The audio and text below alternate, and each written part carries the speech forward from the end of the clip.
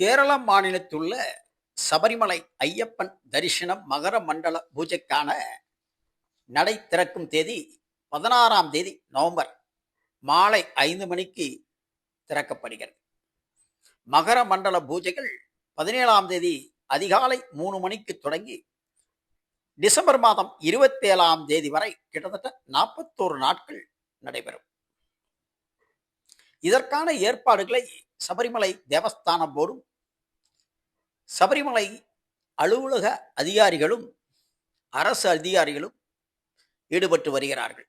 சபரிமலைக்கு அமுதக்கடவு முதல் பம்பை வரையிலான பாரம்பரிய நடைபாதையான பெரிய பாதையில் காட்டுப்பகுதியில் உள்ள செடிகளை கொடிகளை அகற்றும் பணியில் வனத்துறை அலுவலர்கள் மற்றும் ஊழியர்கள் தொடங்கும் முன் வன தெய்வத்திற்கு பூஜை செய்யும் காட்சி.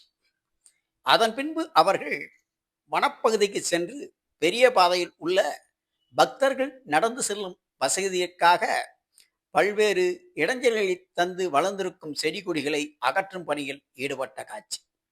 சபரிமலை தேவஸ்தான போர்டு சொந்தமான எரிமேலியில் உள்ள பெரிய வாகன நிறுத்துமிடத்தில் இன்டர்லாக் பிளாக் பதிக்கும் பணியில் நடைபெற்று வருகின்றன. சபரிமலை மண்டல விளக்கு யாத்திரை வருகின்ற நவம்பர் 16ஆம் தேதி மாலை 5 மணிக்கு தொடங்கி டிசம்பர் 27ஆம் தேதி 41 நாட்கள் நடைபெற உள்ள நிலையில் பெரிய கோயிலான எரிமேலி ஸ்ரீ தர்மதாசா கோயிலின் நுழைவாயிலுக்கு வண்ணம் தீட்டும் பணிகள் நடைபெற்று வருகின்றன. மேலும் சபரிமலை சன்னிதானத்தில் பல்வேறு மாற்றங்களை தேவஸ்தான போர்டு அதிகாரிகள் கொண்டு வந்த நிலையில் அவற்றை பார்வையிடும் காட்சி. நவீன வசதிகள் செய்யப்பட்டுள்ளன. 18ஆம் படி ஏறிய உடனே சபரிமலை ஐயப்பனை தரிசனம் செய்யும் வகையில் மேம்பாலங்கள் அகற்றப்பட்டுள்ளன.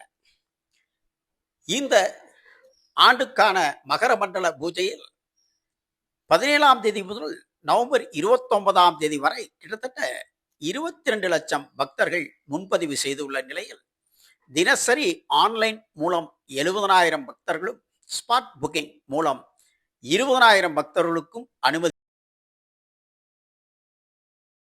சபரிமலை மண்டல மகர விளக்கு கால பூஜைக்காக சபரிமலை நடை நாளை மறுநாள் மாலை திறக்கப்படுகிறது. 17ஆம் தேதி அதிகாலை 3 மணிக்கு இந்த ஆண்டுக்கான மண்டல காலம் தொடங்குகிறது. கார்த்திகை 1ஆம் தேதி முதல் 41 நாட்கள் தொடர்ச்சியாக நடைபெறும் பூஜை சபரிமலையில் ஒரு மண்டல காலம் என்று அழைக்கப்படுகிறது. இந்த ஆண்டுக்கான மண்டல காலம் வரும் 17ஆம் தேதி தொடங்கி நாளை மறுநாள் அதாவது 16ஆம் தேதி மாலை நடை திறக்கப்பட்டால் கடந்த ஒரு ஆண்டு காலமாக சபரிமலையில் தங்கி பூஜைகள் செய்து வந்த மேல் சாந்தி அருண்குமார் நம்பூதிரி நடை திறந்து தீபம் ஏற்றிய பின்னர் 18ஆம் படிகள் வழியாக சென்று ஆலிகுண்டலத்தில் நெருப்பு வளர்ப்பார். தொடர்ந்து 18 படிகள் அருகிலிருந்து புதிய மேல் சாந்திகளான சபரிமலை பிரசாத் நம்பூதிரி, மாளிகாபுரம் மனு நம்பூதிரி ஆகியோரை கோயில் முன்பு அழைத்து வருவார். அவர்கள் இருவருக்கும் பிரசாதம் வழங்கப்படும். பின்னர் சிறிது நேரத்தில் இந்த மேல் சாந்திகளுக்கு தந்தூரி மகேஷ் மோகனகாரு அபிஷேகம் நடத்தி பதவியேற்க செய்வார். இரவு 11 மணிக்கு நடை அடைக்கப்படும். இது முந்தைய நாள் நவம்பர் 16ஆம் தேதி நடைபெறும்.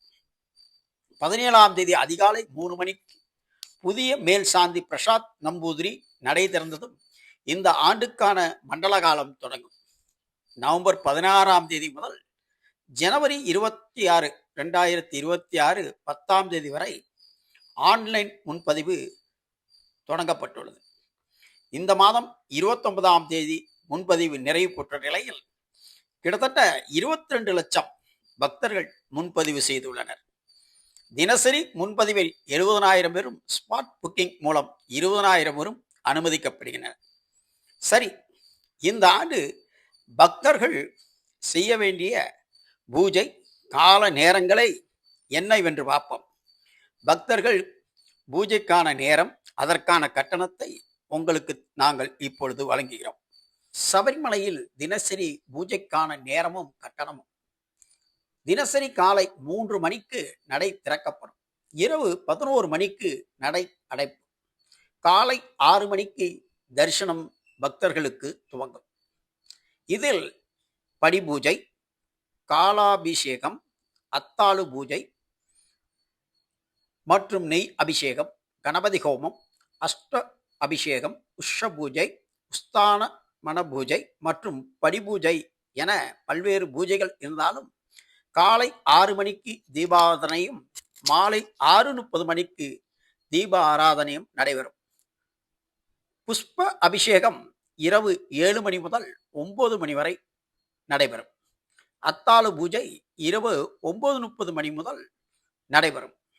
உச்சகால பூஜை மதியம் 12 மணிக்கும், சாயாரட்ச பூஜை மாலை 6 மணிக்கும், இரவு 8 மணிக்கு ராக்கால பூஜையும், இரவு 10 மணிக்கு அர்த்த ஜாம பூஜையும் நடைபெறும். இதற்கான கட்டணங்கள் பல்வேறு கட்டணங்கள் விதிக்கப்பட்டுள்ளாலும் நித்திய பூஜைக்கு ரூ. 3000, அரவணைக்கு ரூ. 80, அப்பத்திற்கு ரூ. 40, கணபதி ஹோமம் செய்ய ரூ. 300 முதல் 375 வரை வசூலிக்கப்படுகிறது. அஷ்டாபிஷேகம் கட்டணம் ரூ. 6000, உஷ பூஜை கட்டணம் 1500, உதயஸ்தாமன பூஜைக்கு ரூ. 61,800. இதற்கான முன்பதிவு 2029 வரை முடிந்துவிட்டது. படிபூஜை 18ஆம் படி பூஜை செய்வதற்கு கட்டணம் ரூ. 1,37,900. இதற்கான முன்பதிவு 2039 வருடம் வரை முடிந்துவிட்டது.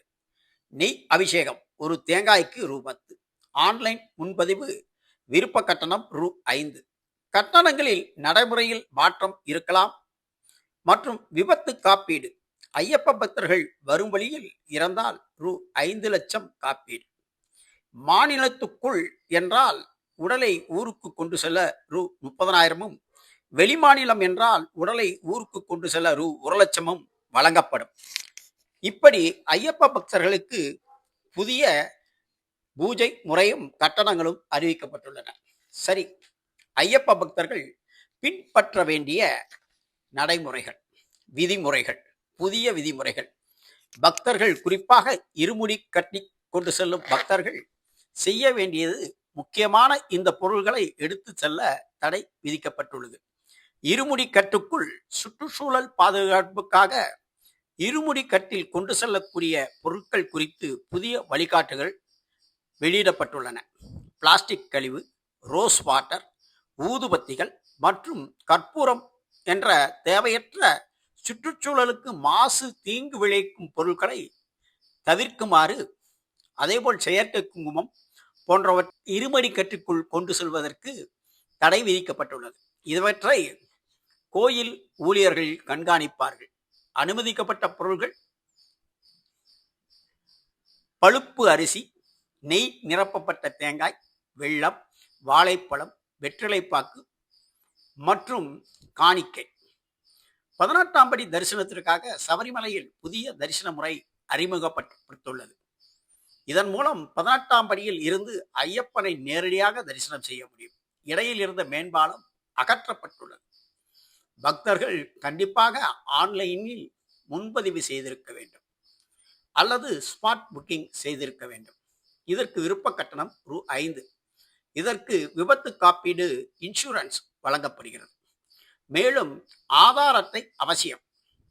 ஆதார் அட்டை கேட்கும் பொழுது முன்பதிவுக்கு அது கண்டிப்பாக கொண்டு செல்ல வேண்டும் என புதிய வழிமுறைகளையும், மேலும் பம்பா போன்ற நீர்நிலைகளில் நீராடும் போது பக்தர்கள் ஷாம்பு பாக்கெட் மற்றும் குங்குமம் போன்றவற்றை பயன்படுத்த தடை விதிக்கப்பட்டுள்ளது. இதற்கான உத்தரவை கேரள உயர்நீதிமன்றம் உத்தரவிட்டுள்ளது.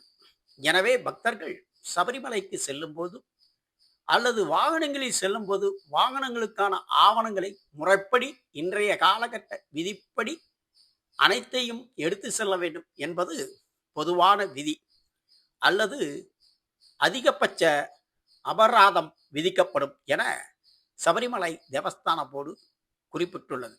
இதற்கான உத்தரவுகளும் அதற்கான பின்பற்ற வேண்டிய வழிமுறைகளையும் தெளிவாக படித்து தெரிந்து கொண்டு பக்தர்கள் சபரிமலை சென்றால் மிகவும் எளிதாகவும் சிரமமின்றியும் பாதுகாப்பாகவும் தரிசனம் செய்து திரும்பலாம் என்பது பக்தர்களுக்கு நாங்கள் விடுக்கும் வேண்டுகோள்.